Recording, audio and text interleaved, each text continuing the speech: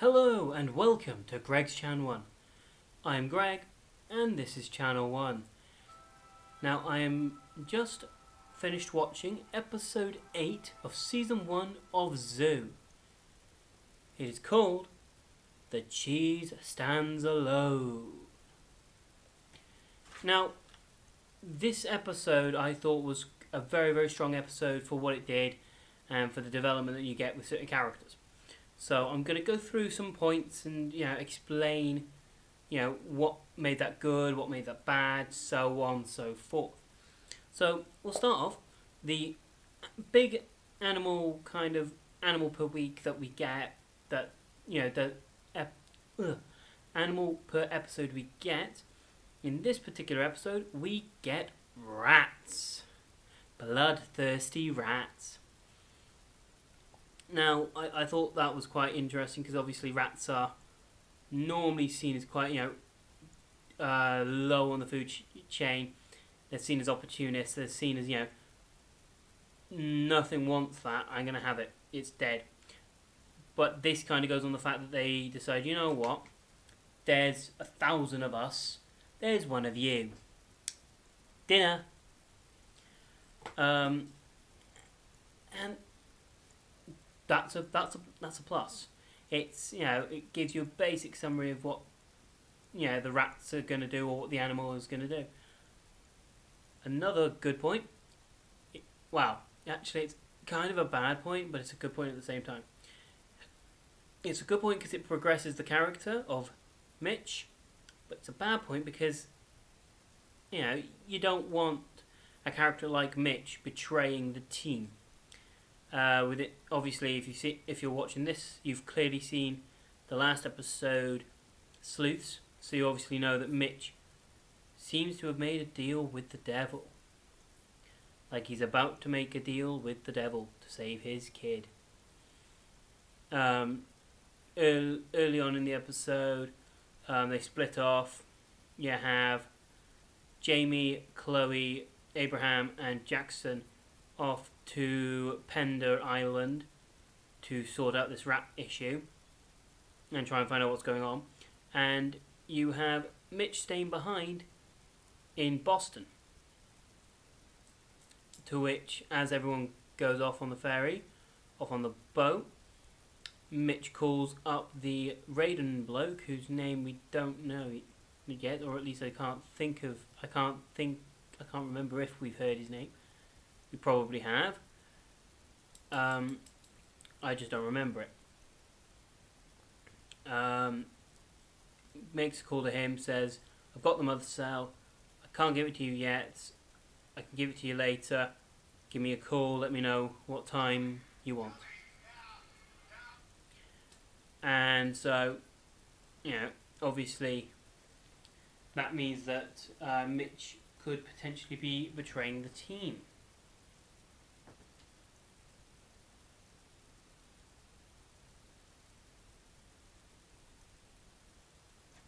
Sorry about that. So, first 2 points. 3. Raiden appears to be causing the rats to breed faster.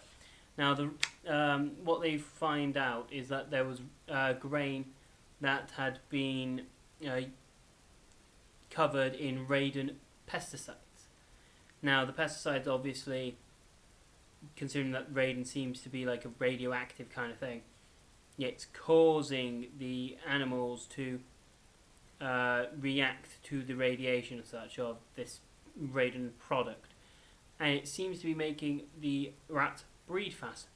Hence why when they get the boat come in, there's the fisherman says that there's at least 1,000.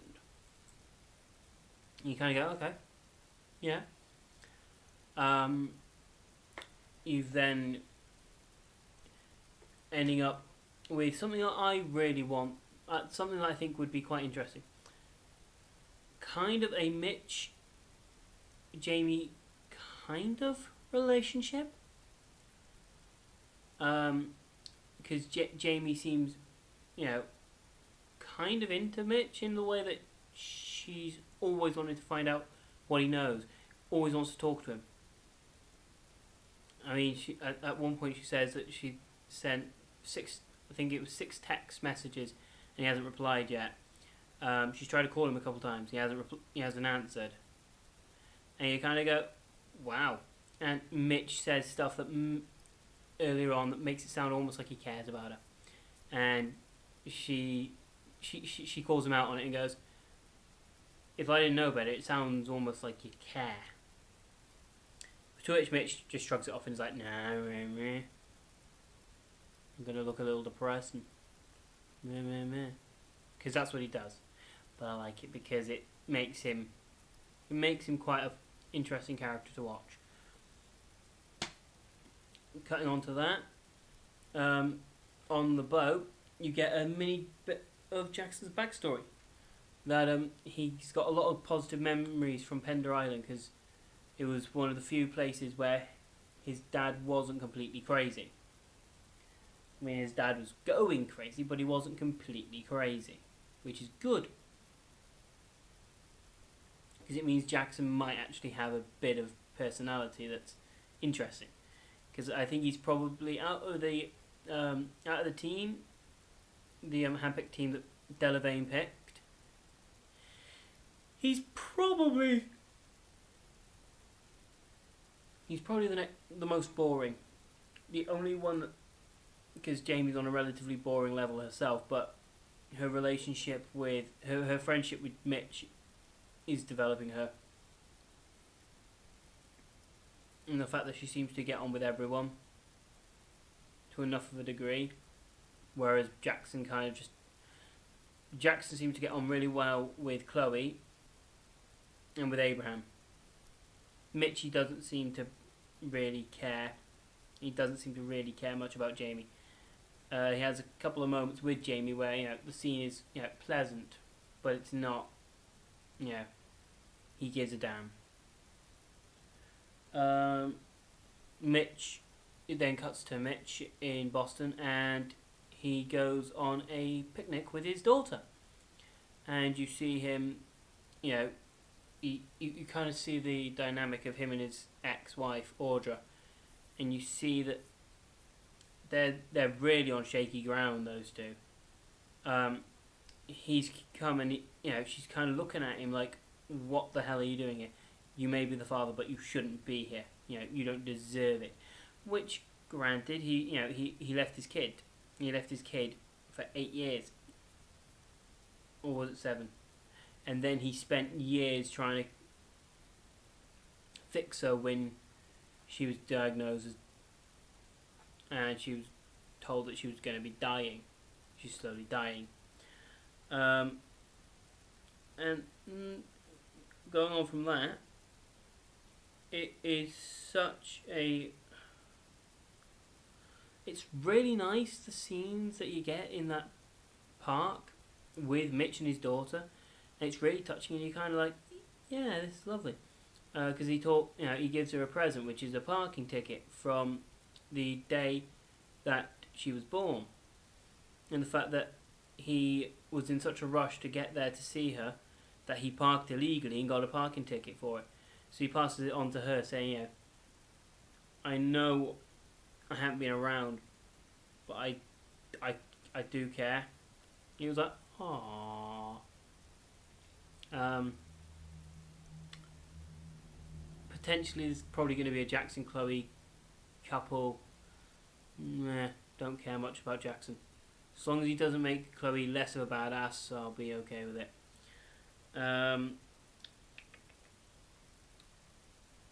Abraham gives him his words of wisdom, as he does in every single episode. Mainly this time it's to Jamie about, what do you do when we catch Raiden and we bring Raiden down? What do you do next? And Jamie didn't really have much of an answer.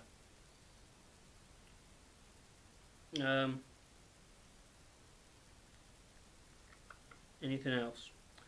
The only other real thing is you're introduced to who Ben Schaefer's FBI boss was. The fact that he did work for the FBI, but he was also dirty and he was working for Raiden at the same time. So you meet his boss. His boss is on a date. That particular part of the story is not really that interesting. But then he gets a phone call. and he's told Ben Schaefer's dead. And he just says, right, I'm going to find these people, and I'm going to find out, did they kill him and why? And I'm going to hunt them down. To which, obviously, the last people to see Ben Schaefer alive, Jamie Jackson.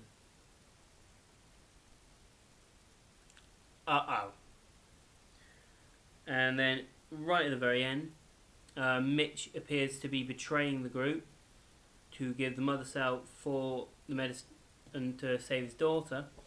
When he looks up, and who does he see?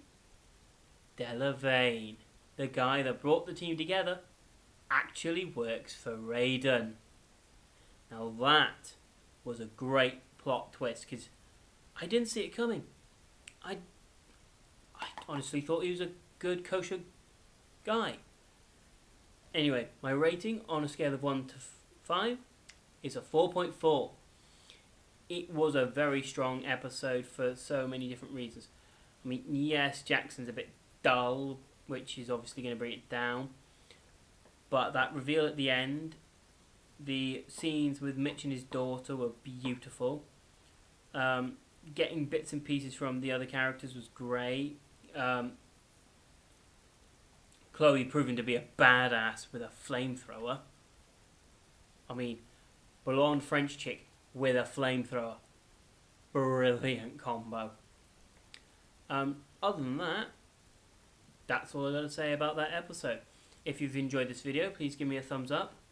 Click subscribe there or there.